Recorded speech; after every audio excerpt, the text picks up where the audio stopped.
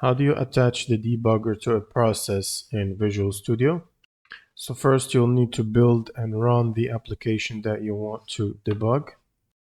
So just right click on your project and then choose build. And once the build is completed, you can run it by pressing the run or play button here to start without a debugger.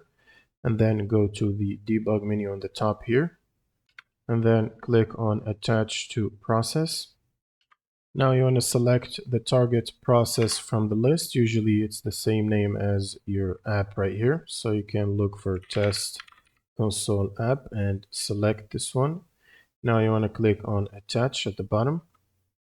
And once it's attached, you can basically set breakpoints on your code and start debugging normally. So for example, I'm going to place a breakpoint here and then just continue the program execution. And as you can see, it hits the breakpoint. And then you can use the controls to step over or step in or step out of the code, or just continue the execution by pressing continue. And to end the debugging, you can simply press the stop button here to stop the debugging and detach the debugger.